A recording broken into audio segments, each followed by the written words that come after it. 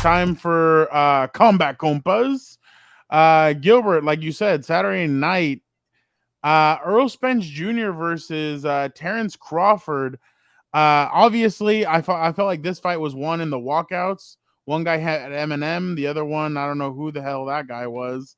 But he obviously Terence Crawford dominated Errol Spence in all 9 rounds. He KO'd him. I think he knocked him down like three times in the 9th round. He becomes the undisputed welterweight champion and now claims a number 1 spot in the pound for pound rankings. And I believe I saw a tweet where Gilbert anointed him his number 1 pound for pound. So it's serious if Gilbert anoints him his number 1 pound for pound. So Gilbert, what did you make of the fight? Yeah, we could start off there. I think before that I already had him number 1 pound for pound, but it was more like, yeah, I want to see him fight like a legit guy. Like it's always kind of been a couple like 2 tier guys, notch below, but the eye test, man, he just passed it. He's so good, and that's what he did on Saturday night. And I guess they are levels to it, and I guess it was Spence and the guys that Spence beat up, and then there was freaking Terence Crawford over here, and that's why I kept trying to. I felt like I wasn't giving Spence enough credit throughout the whole like lead up to it, because I'm like, yeah, Crawford has the skills. Crawford's really good. He's a nasty dude. There's a lot of skills. And I was trying to give some kind of advantage to Spence. Like, yeah, he's bigger. He's a body worker. He's a hard hat kind of guy. But that was the difference. Like, it comes so easy to Terence Crawford when you're a pressure fighter, you're doing everything you can to put on pressure, and you're getting hit by jab after jab, combination, quick hands. He can mess around with you mentally. Hey, I could beat your left hand, right hand, whatever it is. And you saw that very quick in the second round where he dropped him, and he figured out like, hey, I could take this guy's punch, and then I could even push this guy backwards because I have more power. And after that, when he figured that out quickly in the second round, this fight was over. I was more disappointed, but at least it was nice to know that we can confirm that Terence Crawford is number 1, and it might stay like that for the next 3 to 4 years, because right now this list of potential contenders or options that I listed to start the show, I'm gonna take Crawford all day. So, like, good for him to kind of get in the spotlight, get Eminem to walk him out, and to become I want to say a household name, because he wasn't really there before that. He will be there now, but what can he do now to the next level? Maybe become kind of Mayweather status, where like you're really popular. It's gonna be hard to do, but he's there now to be number 1, and you got to really take that, promote yourself to that next stage in your career. I was impressed by his defense. I thought his defense was really on point. I feel like he didn't take almost any punishment. And I was really impressed by what Crawford did. Where do you feel like Crawford's demolition of Spence ranks now? Some people thought like, where does the Crawford's demolition of Spence rank for a fight? Uh, with some fights coming to mind, obviously Mayweather Corrales, Hopkins Trinidad, Pacquiao De La Hoya, Roy Jones Jr. versus John Ruiz. Where does this kind of rank?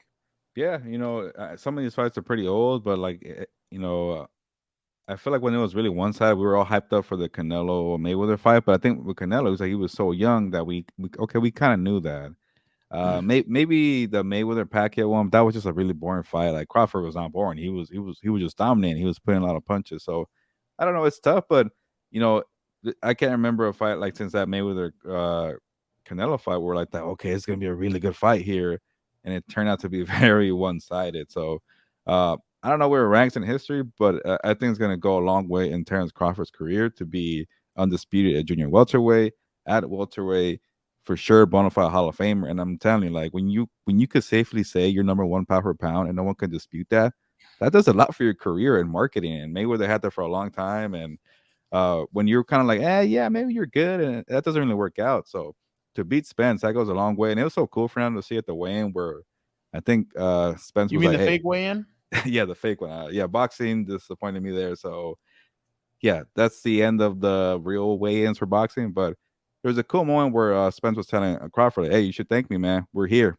You see all this big fight. It's because of me." So Spence gets credit for that, and then also, you know, to he got up every single time. He didn't want his trainer to throw in the towel. So he has a heart of a champion, and he took the fight. That was a big deal. Shout out to the referee for stopping that because after a while I was like, we've seen enough, man. Uh, but yeah, it was good for Crawford's career, and it was very one sided. But I think there are benefits, and it's not one of those fights where like, why did I pay $90 for? It was how Mayweather and Pacquiao and everybody's so pissed off. $100.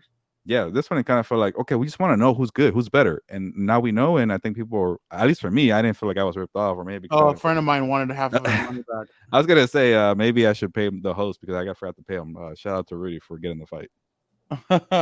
um, Spence activated his rematch clause and said he would like to fight at 154. He didn't make an excuse, but was it a mistake for Spence to take the fight at 147? And did you feel like he looked dehydrated during the fight?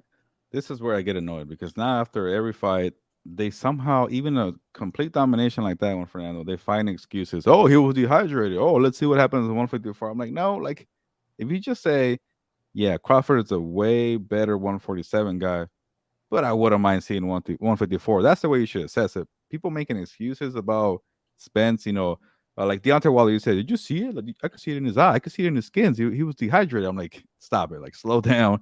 Give Crawford his credit. Friend of And the then, show. yeah, he is a friend of the show. But Spence has a lot of friends from the PBC side and the same promoter. So they're all trying to look out for his boy. And there's that funny video of Crawford taunting the Charlos, like you mentioned at the start of the show. So, Spence and the PBC, they're real tight. But that wasn't it. And I get it. Like we mentioned it last week, that Spence has been at 147 for a very, very long time. And it was the back end of that. And that could be an issue. But he looked fine to me at the weigh-in. And then there was no rehydration clause. So I don't like the excuses. But I would like they're going to have to activate this rematch clause. Just get ready, everybody.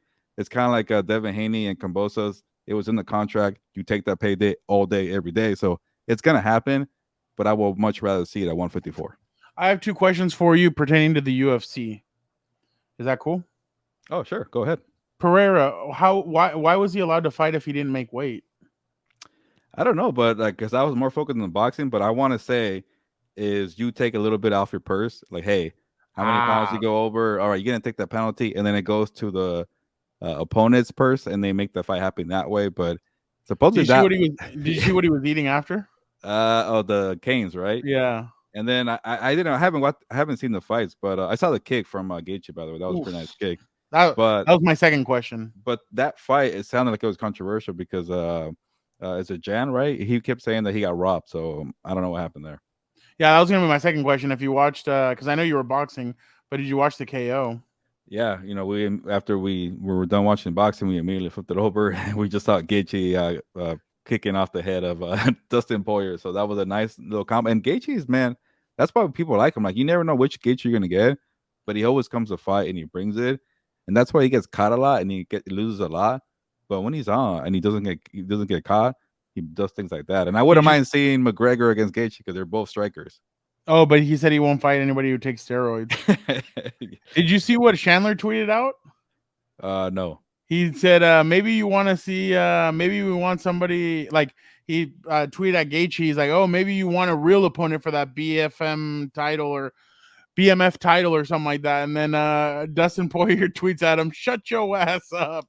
So it was pretty funny to see that. But yeah, I thought I did the same thing. I flipped over to the UFC once that fight was out and I saw that kick and I was like, oh, dude, I'm like, he's going to feel that. And honestly, I like Dustin. Dustin didn't make any excuses.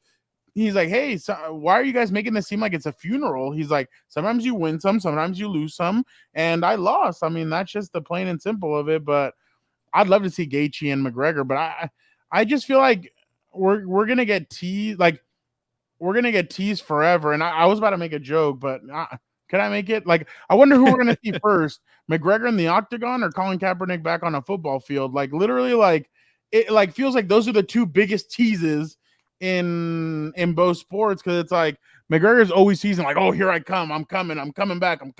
Then he's tweeting at all these dudes like he's like, I would have ripped both of their heads off talking about both McGregor or both Dustin and Gaethje, and I'm kind of like, well, dude, either put up or shut up, and he's just not coming back. So I'm like, at some point, get in camp and start taking all the tests, by the way, and then get in the ring and the octagon. So yeah, no, I feel you. I'm getting to know McGregor, and he's kind of become like an old urban legend. We're like, oh, back in the day, come kids, gather around. Let me tell you about McGregor, and it's been so old now. So I don't know.